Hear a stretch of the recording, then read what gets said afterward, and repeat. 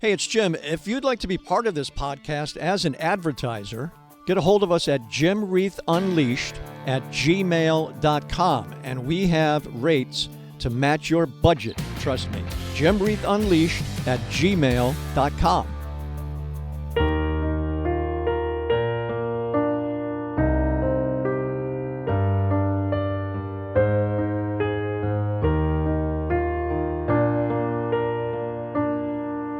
Do you have the time to listen to me whine about nothing and everything all at once? I am one of those melodramatic fools, neurotic to the bone, no doubt about it. Sometimes I give myself the creeps. Sometimes my mind plays tricks on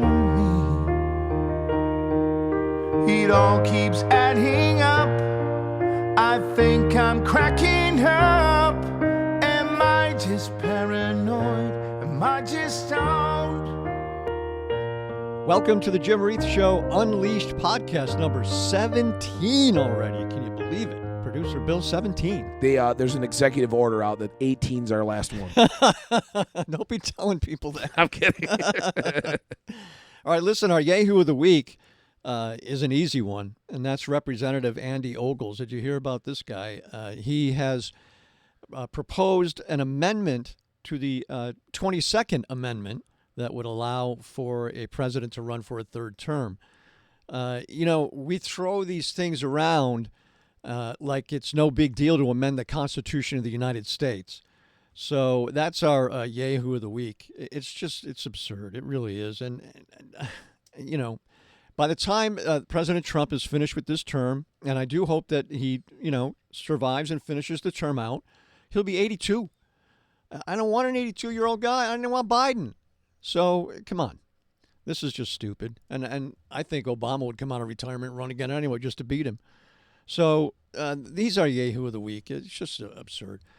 Now, Producer Bill, have you ever been to Philadelphia to eat cheesesteaks? Yes, many times. Where did you get yours? I've had many. Pat's, Geno's, Tony Luke's. Tony Luke's is very good. Yes, that's my favorite.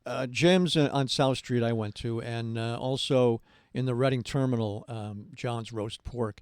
That's another one of my favorites. Yeah, so that's our snack of the day is a Philadelphia cheesesteak from Jim's. You know why I like Tony Luke's? You get those big old cherry tomatoes with the cherry peppers on the side. Love it.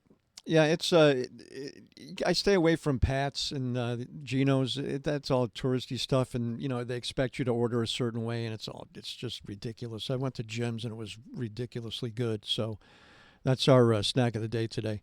And we have John Mannion, our new congressman, coming up for a conversation, and there's a lot of stuff that I want to ask him about. He's very open to coming on the show. And we will do him from time to time because, this is going to be a very contentious year. The president has a lot of things that he wants to get done that are controversial. So we'll be talking to John about that. Perhaps we'll effort a Republican congressman as well. It's hard, but we can try, I guess, and get that perspective. Maybe Claudia Tenney will try to get her and see if she'll do it. Because I wanted to have both sides of the discussion. But also, our discussions aren't always all political either. Right, no, not at all. No, we're inside baseball kind of people. Yeah, absolutely. And I like to know how government works. I think that the American public has no idea how government works as a whole. I think that they don't understand the ins and outs of it. It's very difficult, and there's a lot to it. So I'll talk to Congressman Mannion about that and try to get behind the curtain a little bit. But it's a process. I'll tell you, it's not as simple as people want it to be or believe that it is. So the president will be doing some very controversial stuff, and we'll try to talk to both sides of the aisle about it. I'm not a Trump supporter, but he's the president, and that's it. So, we go forward, and we'll see what happens. I've said that in the past, and I'll continue saying that. This is we're not getting into it here with arguments and stuff like that. We're not doing it. Also, you wanted to come up with an Ask Jim segment, right? Yes, I want to do. There's a lot of the podcasts that I've listened to in the past. Have a once in a while they throw in we're going to do a full segment on stuff we ask you. Nothing's off limits. There's 2 ways you can get in on the conversation. Go to our Facebook page. Make sure you are following our Facebook page, and I'll put a post up on there. But also at any time, you can email Jim Reith, REITH, JimReithUnleashed @gmail.com. And those questions come to us. And so maybe we got some stuff planned for next week. So maybe in 2 weeks, we'll do an episode 18. We'll do, or where are we now, 17? So episode 19, we'll do Ask Jim segment. And people can ask it stuff back in the day. So your thoughts on stuff now. We really don't know a lot about why you don't like condiments anymore. I do, because I know why. But there's some people that because they're awful. Well, you don't like them. I think ketchup is the greatest thing ever made in the face of the earth. It was made by Satan, and it's in the Bible. I'll try to remember. I have the a pickle passage. flavor ketchup now. Oh my God. It's great. Oh my God. See, my partner loves all that stuff. Shalene, she loves all that stuff. Slop. Pickles and mayonnaise. You don't like pickles? Oh no, it's vinegar. I hate vinegar. Oh yeah, that's right. So I don't eat anything pickled. It's stupid.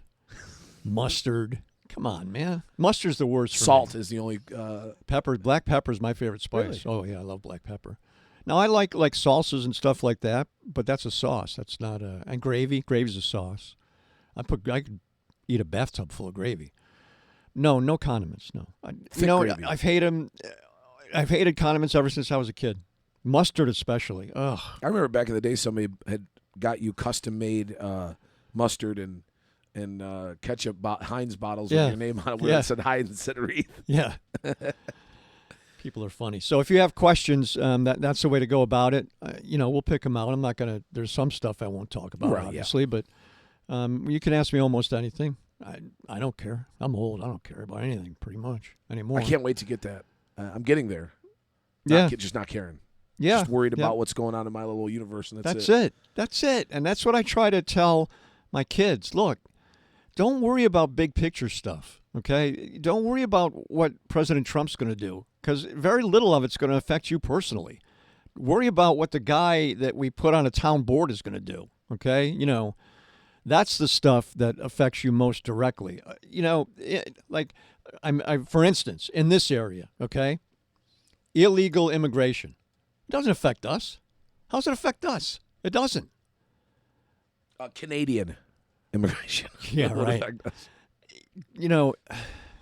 Down south, it affects people down south. The whole South, from Florida all the way to California. The southern part of the United States is directly affected by illegal immigration. No question about it. And the thing that interests me the most, and that I think is most funny, is when you say illegal immigration, right? People immediately think of Mexicans, okay? Or people from South America. But there's a huge number of illegal Chinese immigrants in this country. Huge number. And people never think about that. A huge number of Eastern European illegal immigrants.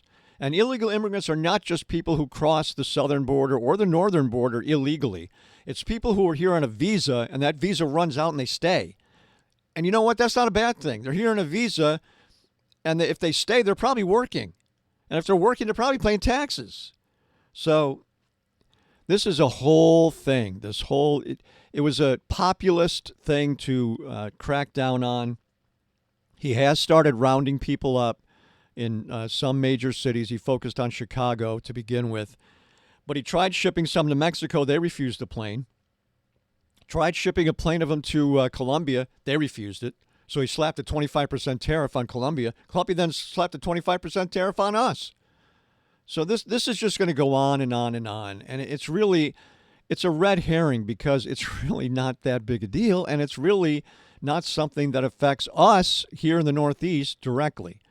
Now, in the Southwest, that's a different story. But as some people have already mentioned, there are industries in this country that depend on illegal immigration, agriculture being number one, construction being number two.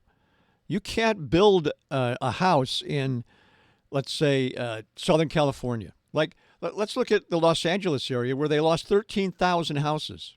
Who do you think is going to rebuild those houses? Who has the number of workers to rebuild those houses? Now I'm hearing like 70% of the people may not return. Yep. 70%. Where are they going to go? That whole area is just ravaged. Gone. So weird. I didn't go to LA this year because we just decided not to go. Not because of the fires. We made the band that I play in that plays out there once in a year for the Heavy Metal Hall of Fame. Just decided not to go, and I actually after the fact I was like, oh, man, I wish I would just would have went down to the NAMM convention. There's a big music convention there this past week, just to kind of see what everybody. I've been there twice to LA, played in LA twice now, and the people are awesome. Like everybody's really nice. It's like chill. There's breweries. It's just kind of like home. It's not like because I didn't go right in. We were right inside of LA or outside in Anaheim, but. I would like to go on just to see what it's got to be a lot.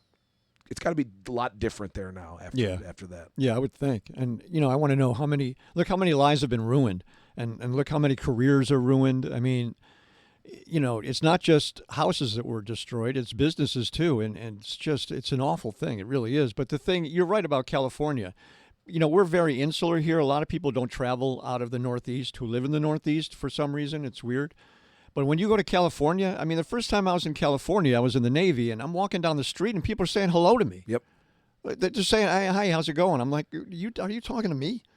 It's like I'm a New Yorker. It's like, whatever. Biggest music convention in the world is there every year, and it's like you're around. It's everybody's in a good mood, and everybody's hi, how you doing? And it's all industry. Yes, it's all industry people, but still, it's very welcoming. Yeah. Yep. It really is. I feel the Midwest is kind of like that too. Midwestern people are very friendly to people that they don't know, strangers, so to speak. But Alaska was like that too. Here in the Northeast, they're not. Hawaii is like everybody's in a great mood. Hawaii is like how can paradise. You not be? Yeah. I live in Hawaii. How can I not be great? When I got married in 2021 in Hawaii because I got hired to sing at somebody's wedding out in Hawaii. You know that story, but.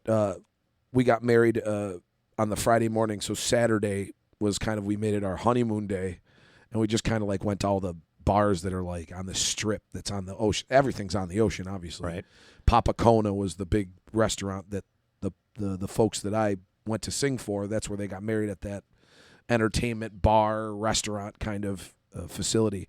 But we'd walk all up and down and just go here and there. It's very expensive, obviously, but everybody's like in a great mood. There's, mainland people buying you drinks because, you just got married. And I had to rent a guitar because I wasn't traveling with that far with one of my guitars. So I had to rent a guitar at a store there, and I was just chatting with him. I said, yeah, I'm here singing at somebody's wedding, but I'm getting married the next day. Guy gave me half off of the thing as a wedding gift. Nice, very nice. And here, here in the Northeast, unfortunately, we have 4 months of gray skies pretty much, and it really affects you. It does, and it affects your mood. And I mean, we're used to we're having a real winter this winter. We haven't had one for a few years, but it's gray all the time, and it's just a bummer. And I think that it really affects people's personalities, because if you travel elsewhere in this country, it's not always like that. Even down south, they're friendly. They're slower. Everything is slowed down in the south because of the heat, but they're friendly. I've never been to Texas, and will never go to Texas, but I understand they're quite friendly there as well. But again, the heat. I mean, down south now is just untenable. I mean, who would live in Florida now? First of all, JR is not living anywhere where there's gators. Okay. JR does not do gators. No. Now, in Florida, you can't go to a lake or river and just jump in. You can't. There's a gator in there. No. We did one of those, like boat. You get in the boats and the gator watching. The airboat? Yeah. My father-in-law is all into this, so he'll plan these things and not even tell anybody. So we'll go and they're just, you see like a head pop up, and the guy's like the guy in the boat's like, yeah, there's a 4,000-pound tarantula gator. All it does, if it just looks at you, it eats your head. You need to turn this boat around right now there, Gomer, and take me back to the dock, okay? Because JR does not do gators. I just watched. We watched a series that takes place in Australia. Very good. It was described as a cross between Yellowstone and Dynasty. It was on. I think it was on Netflix. love It Dynasty. was very good. It was very, very good. But there's things in Australia. I said this to my partner. There's so many things that can kill you in Australia. I'm not going there. They don't have gators. They have crocodiles, and they're like 15, 20 feet long. There's spiders that can kill you in Australia. Disney had a gator problem for a while in their Yes. man-made. Any water. body of water that's not the ocean in Florida is going to have a gator in it. Yes. No. Same thing in. Have you ever been to Myrtle Beach? I've been near Myrtle Beach. They have this thing called Broadway on the boardwalk. It's like a entertainment thing. There's like a man-made body, and you just see heads. You'll be eating at Joe's Crab Shack next. You just walk, you see head just flicking by. My friend has a gator story. My friend Mark has a gator story. He went to the Everglades with his wife, and they, walked out on it's like the Beaver Lake. They had a plank road type of thing that you walk out on in the Everglades, and it was starting to get later in the day, and they turned around to go back, and as they're walking back, there's like 3 gators lying on the thing, sunning themselves. Now, what do you do? So luckily, a park ranger was coming out to make sure that it's cleared so people can get back, and he cleared it. I don't know how he did. I think with a gun. I think he shot it, and they jumped in. But what do you do? First of all, you're dead. Okay, you're dead. That's it. They can run just as fast as you can. So and I would have said to my wife, I don't have to outrun him. I just got to outrun you. That's it. That's it. I went to Alaska for a family. My wife's family. She has some family in Alaska. So we went there for a family reunion. That's a while ago, way before we got married. And one day we just went out and took the car and just drove around. Elk, just right in the middle of the road. Huge elk sitting there. You got to wait for it. They're not violent. They're just goofy big elk. Bison, everything. Just Wow. It walks around like a like a bunny here. It's unbelievable. There's this one roadway between Anchorage and Seward where there is a water drop off, and people specifically pull over, bring gallon jugs. It's, I guess, the cleanest water it's spring water that comes out of this spout in the middle of this mountain thing, and just people sit there with their gallons. Isn't it considered the most dangerous highway in America? That road? Maybe. There is a road in Alaska. Yes. Because of the scenic views and stuff, and people maybe. aren't paying attention. And Yeah, it's that's what gorgeous. I heard. Yeah, I've heard Alaska's And then great. that's where, on the way there from Anchorage to Seward, is that military town where everything is in the one building. All the people live in the one building. Right. The school's in the one building. Right. It's a fishing town also. So when I was in Newfoundland in the Navy, the base had been reduced and was so small then that we had a building called the Q, where we lived in the building. The chow hall was in the building. Medical, dental was in the building. The barbershop was in the building.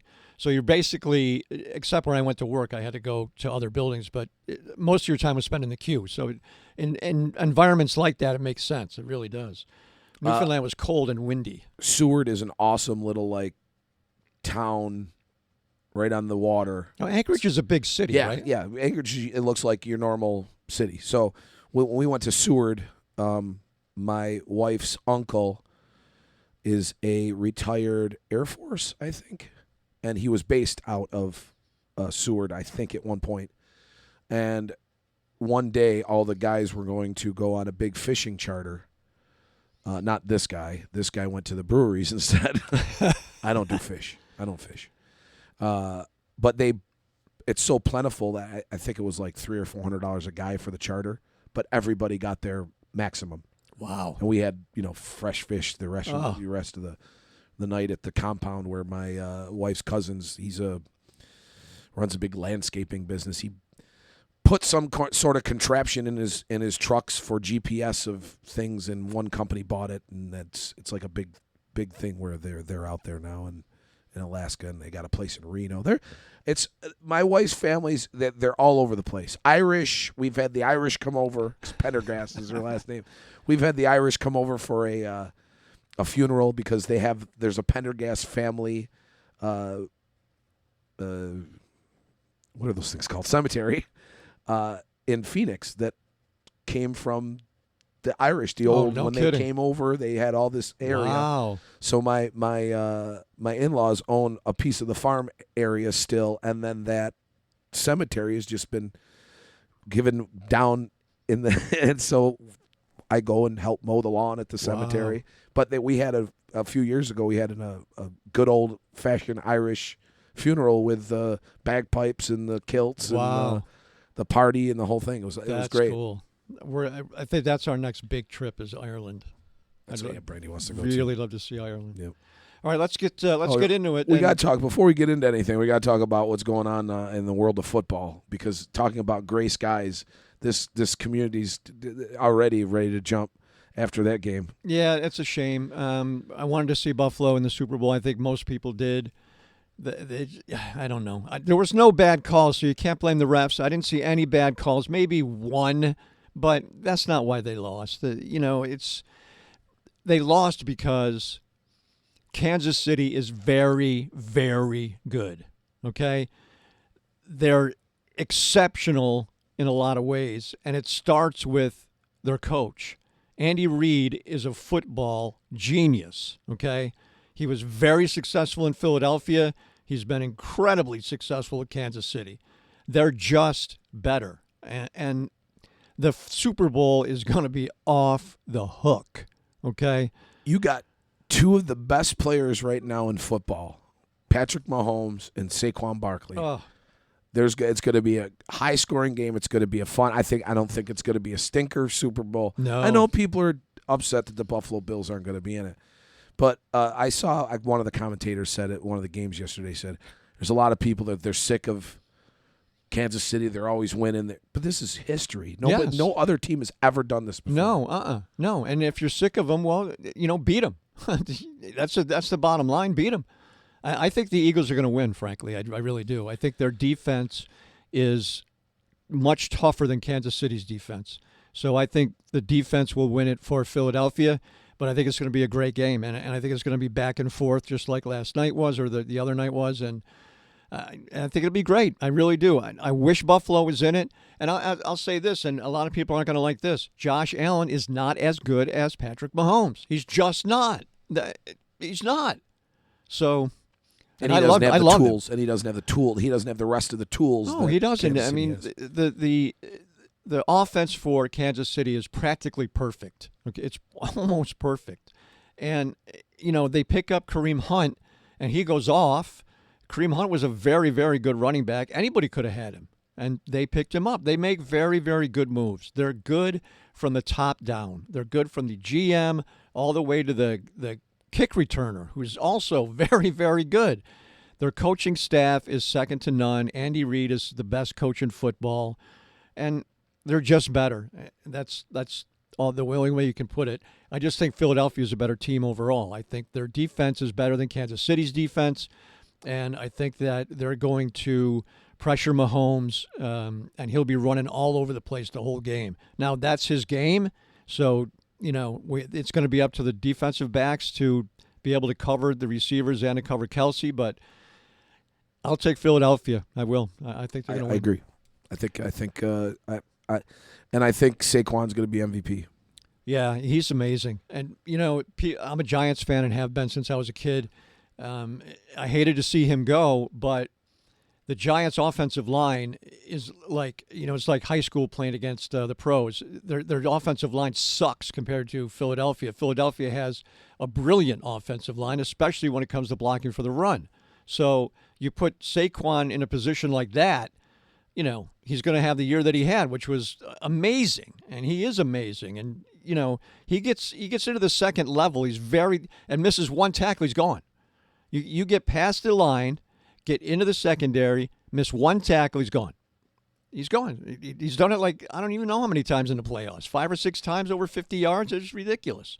So, yeah, I'll take Philadelphia. And I think that probably, I don't even know what the line's going to be, but it's going to be close. Oh, it's going to be less than a touchdown either way. Yeah, I was going to say 2.5 maybe, and I don't know who it's going to be, but it's going to be close. Well, I wonder if it's out yet. I got to look. All right, well, that'll do it for, the intro to the program. I want to get to John Mannion and talked to him about a range of stuff, including, what's it like being a freshman congressman. I'm sure he's going to be awesome. So here we go.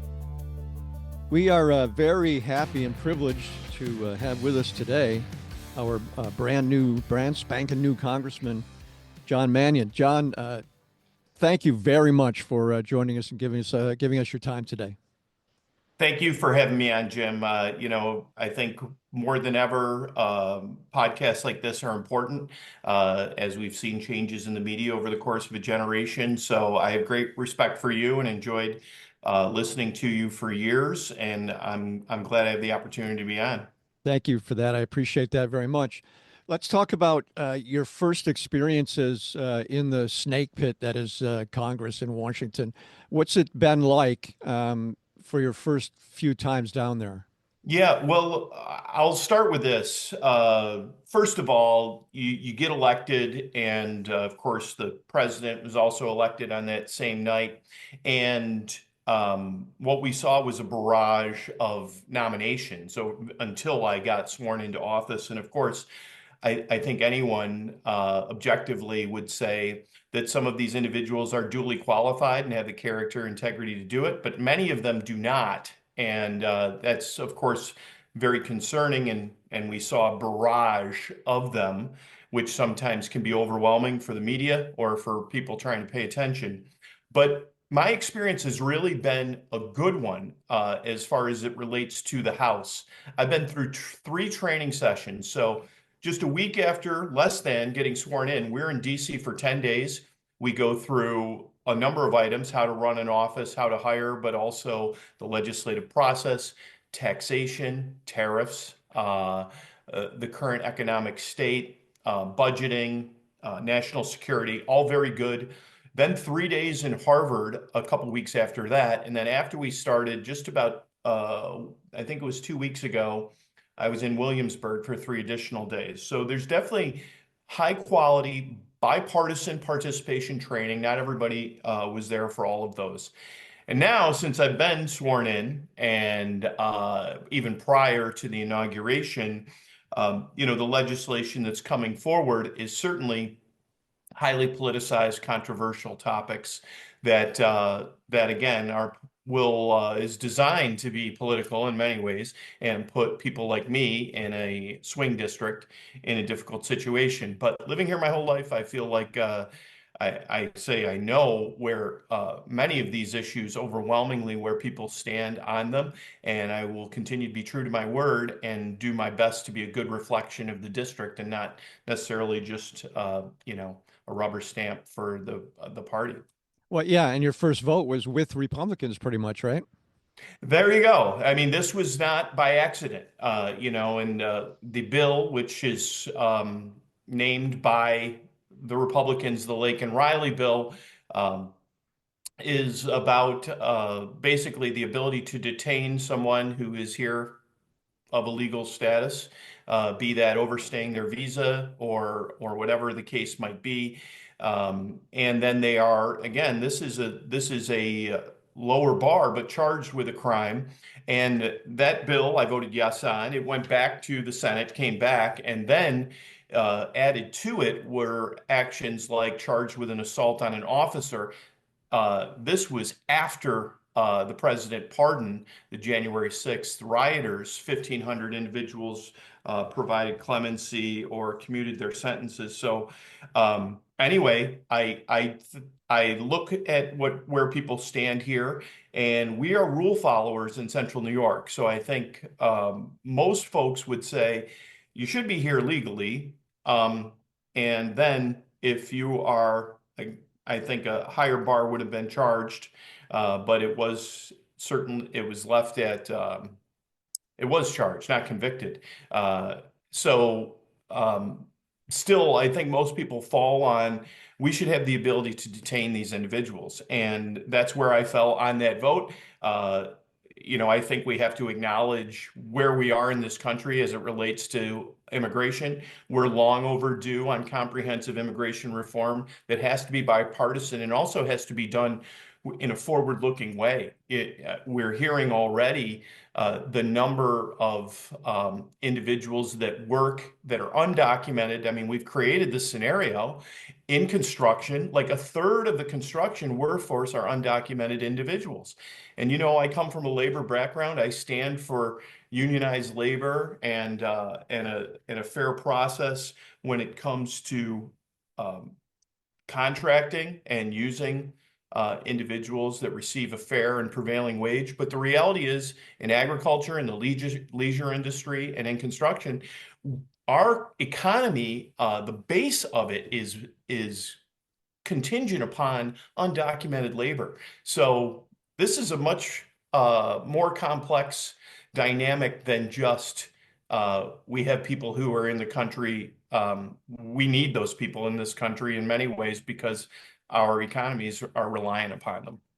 I'm interested to know where your office is. Where did, as a first time congressman and a Democrat, where did they assign your office? Is it a broom closet in the basement? So people don't love Albany, right? And they don't love DC either. But Albany, it was more of a majority party dynamic, which is the majority party had first dibs on offices. So we got a little bit of a bigger office in Albany. In DC, it is random. And it's random regardless of who's the majority party. At the time, there were 57 new members. There's more because a few of the races weren't called yet, but I was fortunate enough to be called on election night. 57 new members. I drew 56th in the lottery. And I had a choice. There's a lot of superstitions down there. So I had a choice between my SU tie or my Tip Hill tie. And I went with the SU tie. And I should have known we're not having a great basketball year. We did have a great football year. I drew 56. So I'm in Longworth. And, I'm very happy with the office. All the offices are nice. It's an honor to be there. And as you and I would agree, what's important is the work that comes out of those offices and not, what color drapes you happen to have on the window. Well, to that end, how do you pick a staff? Because in DC, and I'm sure you're learning this quickly, and probably even in Albany, a good staff is everything.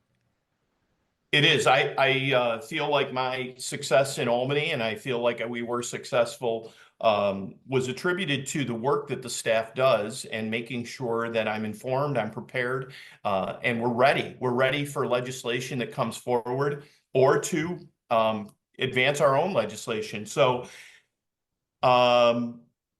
we are, like Albany, given an allotment to hire, and there are minimum thresholds for salary and maximum thresholds, and minimum and maximum thresholds for the number of staff.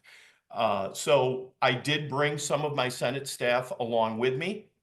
We do have more staff, as you can imagine, in Congress, but proportionally not necessarily in line. I represented about 320,000 people in the state Senate, and here I represent about 770,000. So in Albany, I had probably at the maximum about 10 folks. In DC, we're not there yet. The maximum you can have is 18. But I brought some of my Senate staff along. Some things you really do need DC experience. Sure. And Yep. as was out there in the media, I was fortunate enough to have someone with over a decade of DC experience who is from NY22, a native of Skaneateles, and she worked for Sherrod Brown as his legislative director, and I'm very fortunate to have brought her on board. New people who've worked with me in the Senate, and people who have know which levers to pull and buttons to push when it comes to the legislative process in DC, and then also engaging with federal agencies. What do you expect the president will put forth first, John, to deal with, and that you guys will have to deal with as well? That's a great question. What we've seen, the executive orders here, and some of those are going to be litigated and rejected. Some are probably going to be extended or amended by the legislature. So we listened to what the president had to say on the campaign trail. I think some believed certain things, some are hyperbole, some are distractions, but the pardoning of the January 6th rioters was something that I think even many Trump supporters thought there would be, if that was going to happen, it would be looked at as a case-by-case basis, and that was not the case. We had individuals that assaulted police officers, and some of them severely injured, or, the following day, Brian Sicknick passed away. Really, again, I don't think that's what people were looking for. I think they're looking to lower prices, So what is the president going to do next? Well, we know that we're approaching a spending deadline. The government will not be funded on March 14th, and we're going to see a lot prior to that. But to keep the government running, we, number one, have to raise the debt ceiling, and number two, we need a budget. We don't have a budget. We have a continuing resolution that's just an extension that's going to expire on March 14th. So the Republicans have a lot of diversity within their own conference as it relates to more spending or cutting the budget, a balanced budget. There may be a reconciliation bill that we see that comes out of the Senate and goes to the House and bounces back and forth. That is this, I hate to use the phrase, but a big bill, a big, beautiful bill, some called it.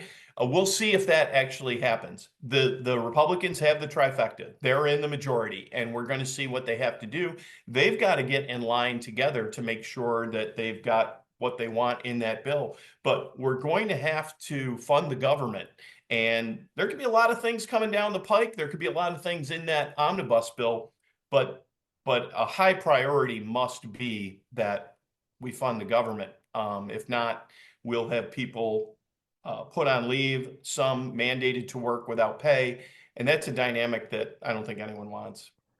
Yeah, and isn't there a movement to get rid of the debt ceiling altogether? Isn't that something that the president's talked about?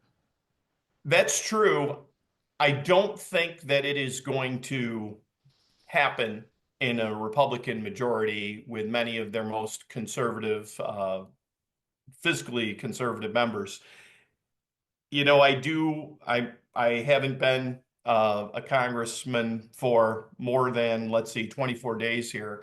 So I'm not going to pretend to be an expert, but I'm sure that the debt ceiling was put in place to try to rein in spending and make sure that there is a legislative process where we have to come back and ask, and it's at a minimum, a reminder that these are taxpayer dollars and we should use them prudently. So there is that movement. I don't think it's going to be successful because I think the majority party, at least many members, have the opposite view that we should not raise the debt ceiling one nickel.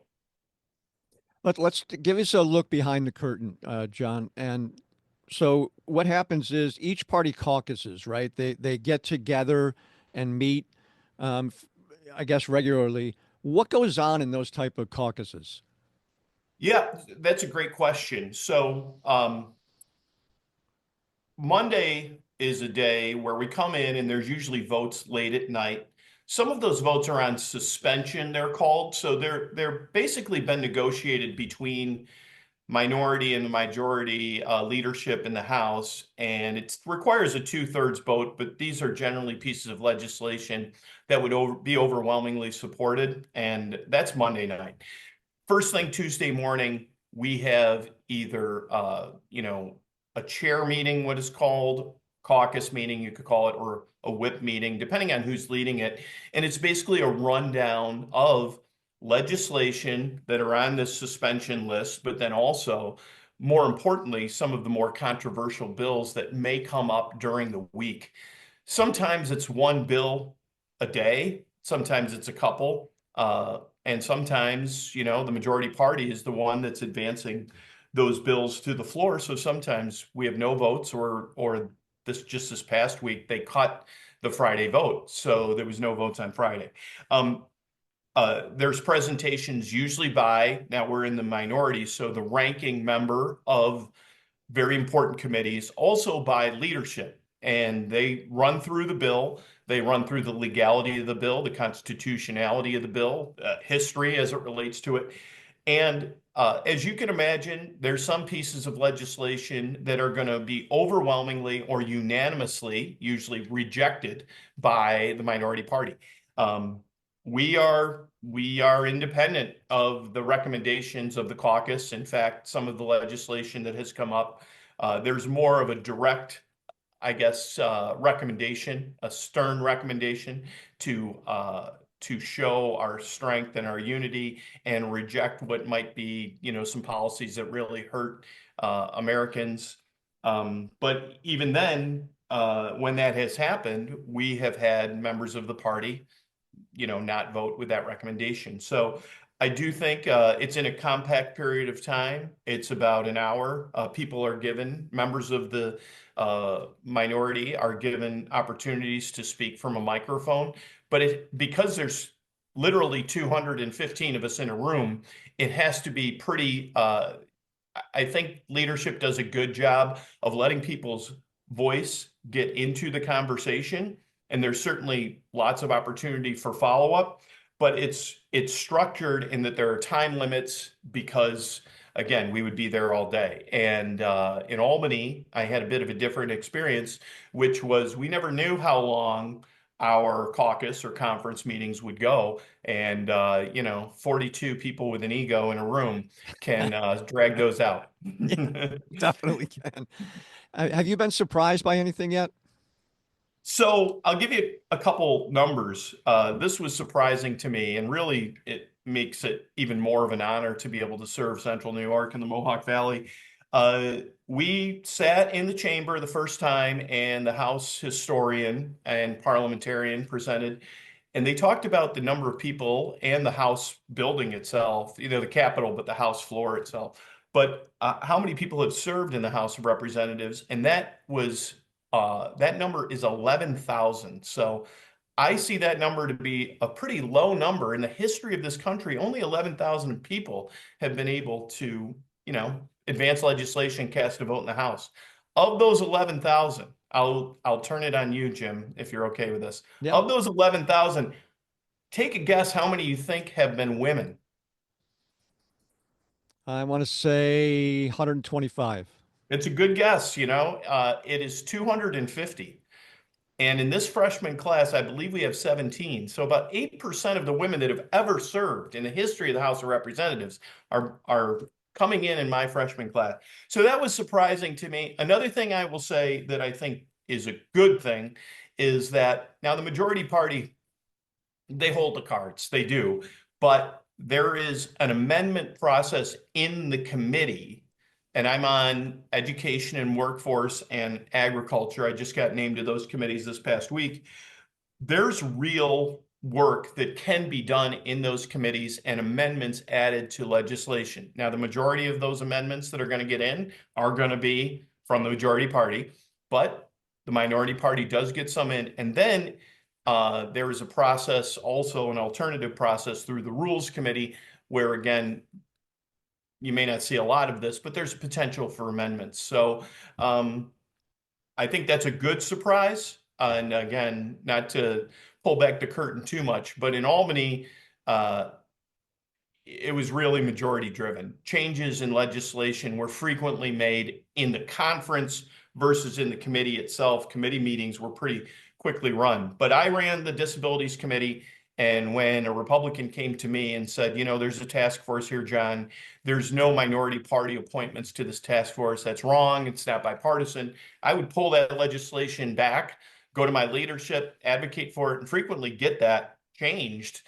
Because again, I didn't get in this to make it worse. And as you can imagine, the narrative was, well, when the Republicans in power, they didn't have that concern. But if we're gonna make this better, and I know most of the people who I represent would say we want to make this less divisive, we want to make it better. You got to make those changes, and I did. So anyway, those are a few of my initial takeaways here in the first few weeks. How difficult is it to get used to the rigidity of the rules and the language and how you speak to people publicly? I think most Americans don't understand all of the ins and outs of the parliamentary structure and all of that stuff. I'll go back to your point where, as being a new member of Congress, having staff with experience is key because they're not just advising you, they're teaching you. And I left a classroom when I went to Albany, and you think you know what it's going to be like, and then you get there and you see exactly what it is like. And I was fortunate enough to have people in Albany who knew the systems and were continuously teaching me. And as somebody who taught, they were really good teachers. They would be like, they would be respectful, but be like, and just as a reminder, Senator, blankety blank, whatever. And, this has to go through this committee, or it's not assigned to the committee, or it can't be rejected without whatever. So that is really helpful. Being a state legislator has been helpful, but like I talked about, the committee dynamic is a little bit different. It is important work, exciting work, challenging work in many ways. You got to put yourself entirely into it, but you do have to rely on your staff to be knowledgeable and to have your back, and not and make sure you're always prepared. You got to always be prepared. I will say this because you mentioned speaking to the public. We have created over the course of a long time kind of an unforgiving dynamic as it relates to elected officials, and just what we've talked about already. I hope I've been pretty transparent here, but if you took 8 words of what I said and you fast forward that a year and a half from now, somebody, because this is in the public domain, could certainly make me out to be unreasonable, or and I could have been saying something sarcastically. So it's an unfortunate thing, because as somebody who wasn't in politics, you got to be so careful. You got to be so careful about what you say. And as a result of being too careful, I don't think that's good for the democratic process or trust in government even. But as someone who is in this space, I understand why myself and others are very guarded with their words and very careful. And you got to forgive. We got to forgive a little bit. And my last election here, I was happy to be victorious, of course, but a lot was said. And what's great in some ways is that the things that were said about me were rejected. And I think partially is because I've lived here my whole life, and I got so many validators out there that are like, you just can't believe what you're hearing. So to that end, and to follow up on that, we're so divisive now. What's been the reaction to you from people who haven't necessarily or didn't necessarily vote for you? Yeah, it's central New York, Jim. So like, if I had to do this anywhere, I'm glad I'm doing it here because people aren't nasty. I think by and large, when I'm out with my family in public or at a restaurant, people say, congratulations, good job. I didn't vote for you. I did vote for you, but they kind of let me go and do my thing. And they're kind. I think we're kind here. I think because we reject, and most of the people we've elected here, either in Washington or Albany, really have a diplomacy and a civil nature around them. And I think that's a reflection of the people here. It was just the other night picking some food up, a takeout order, and a woman came up to me and said, I want to thank you. Your office was great to work with. This is the new office. And because she had put in for inauguration tickets. And of course, that changed, but she has the commemorative ticket. But she went out of her way to say thank you to your office. Now, she probably didn't vote for me. Her husband, who was standing there, probably didn't vote for me, but they were kind. They were kind and appreciative, and I just think that's how we're built here. So every now and then, I'm walking and I hear something from the back, something a little nasty. You get thick-skinned and you keep moving. You're thick-skinned. You've been through it as well. So I look at myself. I wouldn't do that to other folks. I remember my oldest boy, who's all very competitive and full of heart. We were in an SU game, and this long before I was in this, somebody screaming over my shoulder at the refs every single play, screaming at the coach. And then my kid stood up and screamed. And I said, well, hang on, wait a minute here. We're not going to do that. So I wouldn't treat people that way. And I think that hopefully gives me a little bit of grace and a little bit of cover. And people are generally kinder here anyway. And And the other side of it is those inauguration tickets came to my office, and I put it out on social media. Here they are. I wish every elected official would do that regardless of party. I know that some are a little more transparent with those tickets than others, but I've got a lot of people I know that didn't vote for me, that told me they would never vote for me, but they're good people and I know them and we have relationships. And beyond those people in the circle I know, I wanted to make sure people knew I was representing all of them. It's the inauguration of a president of the United States, and people should be able to go, and I am the vehicle to help them go. It is my duty to make sure that they have access to those tickets. And the other thing, the nastiness behind the anonymity on social media, you just have to ignore that. That's Yes, where we are. absolutely. Yeah, you can't even pay attention to that stuff. Is it tough on your family to have you and them be recognized publicly? It is. Thank you for the question, because like Representative Katko or like Representative Williams, their families had to deal with them putting themselves out there. We may disagree or agree, but trying to do what's in the best interest of what they think is right for this country. And my kids are older, and when I first did this in 2018, obviously they were younger, they were in high school. That I think was tougher. They're more battle tested and thicker skinned, but there's unfairness in this. And it'd be one thing if we're all together and somebody comes up to one of them, but they're at work, they're at school, they're in the public, and hey, your dad, why did he do this? And they don't know. They don't know Right. what I'm voting on. That's unfair. And I feel for the families, and as much as I can. Yes, it's about my family, but it's about the Williams and the Katko and the Tenney families and every other family out there, because it takes a lot of sacrifice on their parts, because they're not just who they are. Now they're John Mannion's kid, and that they shouldn't be that first. We would all agree. And then second, they are subjected to questioning and changes in their relationships, unfortunately.